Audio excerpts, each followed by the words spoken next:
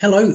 Tonight I'm going to speak to you about golf injuries, and we're going to work through the golf mechanics.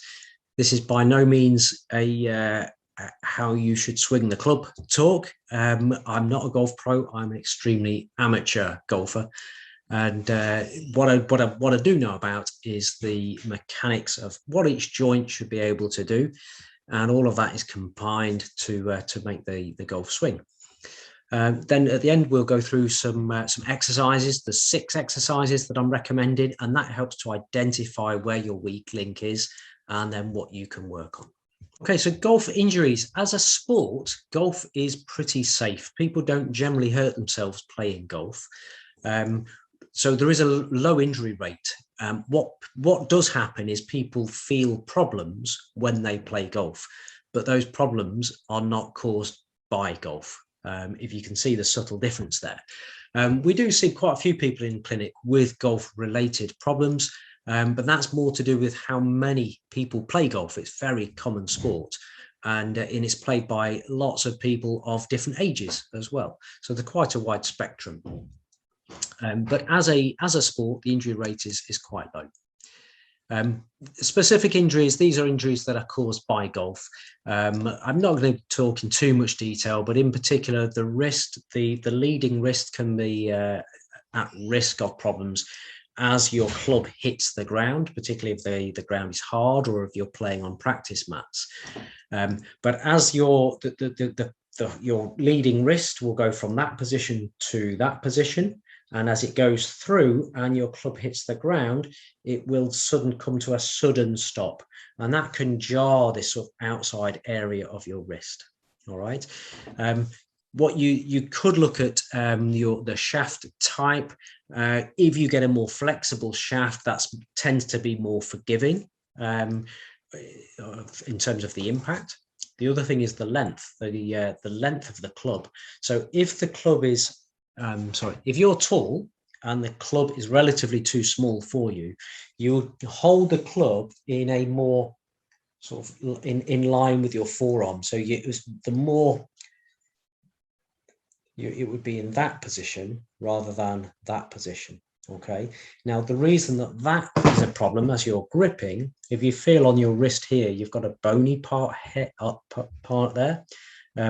If the club repeatedly bashes into that area, you can get bony problems in that position. In terms of the shoulder, there's 2 things really. You can get shoulder impingement. Not a great term. We tended to move away from it, but it makes the point. As your arm comes across your body here, things get squished at the front of your shoulder, and that can create pain. And the other position, as you're coming through and you're decelerating the moment and the force of the swing, you can get an instability where the muscles aren't quite controlling that movement, and you can get problems at the top end there. More commonly, this isn't a problem that is caused by golf, but often the people have restricted movement in that up and outward movement, and a restriction there can give you shoulder pain, but it could also give you pain somewhere else. I'll go through that a little bit more later on. And back problems, there's a particular condition that generally is in younger players that play a lot of golf, and they put a lot of power behind the swing. And you can have a problem there where the players are repeatedly extending and rotating as well. So in terms of what is the weakest link, we've got, I'm going to go through different areas of the body, and what they need to do in terms of the mechanics. So right down at the foot needs to be able to flatten. So the arch flattens and it raises. So the arch of the foot should be doing that. We don't want the foot tilting, but we do want the foot to be mobile. And so you can transfer weight through the foot, but in a stable way. The ankle needs the ability to actually go point the toes fully down. The knees, they do rotate. So knees, as you swing, they have a little bit of rotation. there's not much rotation and the ligaments are pretty tight in that area. So a lack of or a problem in that area can show up quite easily in terms of giving you pain. Often it's on the inside of the knee. We see irritation to the medial ligament on the inside relatively frequently. Now the hips are so important. Okay, if there's one area of the body that I would want to make sure is fully mobile, it's the hips in a golfer. It needs the ability to, we call it internal rotate. So if you look down at your leg with your knee straight, look down at your leg and rotate your foot inwards. So the foot and your kneecap is going in.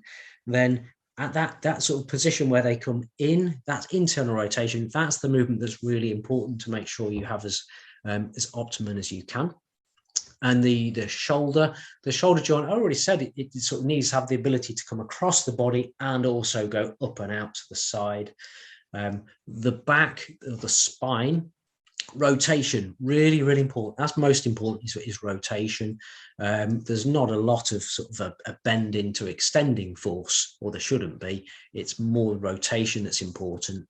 The neck also rotates. You tend to think of, when you're taking the shot of keeping your head still, but of course your body is rotating from under you. So in effect, you need the ability to rotate your head both ways. A great thing to practice is if you look at yourself in the mirror and then rotate and twist your shoulders round and try to keep your head sort of square onto yourself and then rotate. That's a really nice thing to loosen off your neck. If you try to do it by moving your head and you rotate that way, it tends to make you a bit dizzy. So I give this to people who are non-golfers, but it's a great exercise to do. Sorry, I went on a slight tangent there. The other thing that we just need to make sure is that the wrist, so the leading wrist, it goes up and down, that sort of direction, and the trailing wrist is more of a forwards and backwards sort of movement. Okay, unless you've got sort of arthritis or you've had trauma, the movement of the wrist tends not to be such a problem. But if someone comes into clinic and they have a particular area, one of these areas is giving pain, it may not be that area that is actually the problem, although that's the painful area. So that's more the victim than the criminal. Sometimes you can have pain because of another area isn't moving enough. Okay, so for example, the hip, I was saying about the internal rotation. If your hip isn't internally rotating enough, then you may actually end up taking your shoulder across. So let's say you've lost 10% of movement in the hip. You've got to gain that movement from somewhere. So you may actually be over moving your shoulder by 10%. You get the idea. Another sort of fairly common presentation is somebody who has a stiffness in the hip, and they end up rotating excessively at the knee. And so that can then give the knee pain, but the knee isn't actually the problem. If you sort of source it backwards, you can help those people by improving mobility in the hip. And finally, the shoulder and back. So if, like I was saying, sometimes if you get a stiffness in the shoulder and you can't take your arm upward and backwards that way, as you're bringing it up, to compensate, you might move your body and end up extending and rotating your back more because your shoulder is stiff. So a stiff shoulder could create a painful area in the back. Okay, so you get the idea. But so what we're going to do is work through each area and work at them in isolation. All right, it will feel a bit strange if you're doing this for the first time. It feels a bit weird because it's not a flowing movement. But by doing this in an isolated way, it helps you to identify, well, actually, I find that one really easy and loose, that movement, but this particular area, well, this feels quite stiff, so that's the area that you should be working on. Okay, so we're going to work through the different areas. We're going to go through the feet and knees, pelvis, body, shoulders, and whole body. So I'm going to just move my screen a moment. Okay, so you've got a close-up view of my feet now. Okay, so the first exercise, what we want to do is keep the big toe in contact with the ground. So the base of the big toe stays in contact, the heel stays in contact, but we're going to lift and lower the arch. Okay, so we want that bit to move. It's not a big movement, but we're just lifting the arch and flattening the arch. Okay, and what you shouldn't do, you shouldn't tip the whole thing. So you don't want the whole foot to be tipping. We want just that subtle movement of lifting from the arch here. The big toe stays down. It will feel a little bit strange. It'll take a bit of practice to start with, but once you can do it, you want to do both. And ideally, one arch flattens while the other arch lifts. So then you rotate and you swap. So one arch flattens, one arch lifts. Okay, so that's the foot part. Then we're going to move on and we look at the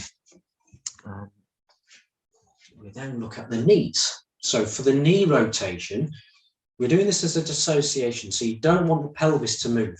So you want this bit from here upwards to stay still. And we're doing the knees from side to side. So that stays still, but the knees rotate. The feet should be doing that thing we practiced earlier. So the feet are doing that little bit of a rotation. Okay, so the arch is flattening and lifting, but none of this is moving. All right, so we're moving the knees in isolation. And then we're gradually moving up. Now we're going to move on and we want the pelvis to move. Okay, so when you're moving the pelvis, your foot stays still and your pelvis rotates. So this bit comes forwards, this leg stays straight, this bit comes forwards, so the right side of my pelvis rotates forwards and rotates around my left leg. Okay, so it's that sort of movement.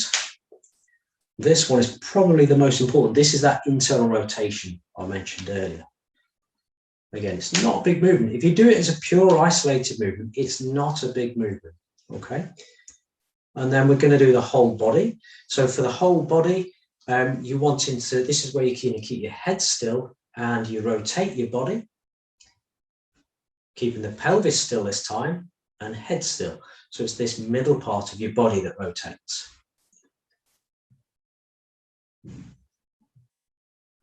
Okay, it will feel odd to start with because you're doing it in this dissociated way. And then once you've done that, the final thing is the shoulders. So shoulders, it's going to go up and out to the side, and then the other movement is across the body. So it's up and to the side and across the body. And once you've got it, you want to do both together really. So it's like that and then like that. Okay, as you're doing this, try not to twist your body, trying to keep it isolated. So it's really working out, well, where is the stiff areas? Okay. So they're the 5 different components, and then you can put those together as a whole body. And I've called this the smile because your hands are sort of making a downwards and upwards, but they make a sort of a smile shape. But really the idea of this is everything comes together. Okay. And as you're doing this, it's a great idea to think of, okay, so this is my feet, yeah, so feet are doing that little bit of a rotation, knees are rotating, pelvis is rotating, body and shoulders. Okay, so as you're doing this, it should all come together and should feel free and more flowing than when you've done it isolated, and it just brings everything together.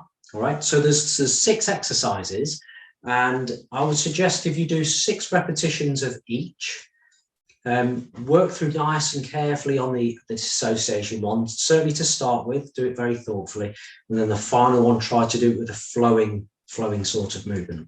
Okay, so brilliant, give that a go. I hope you find that useful. Thank you.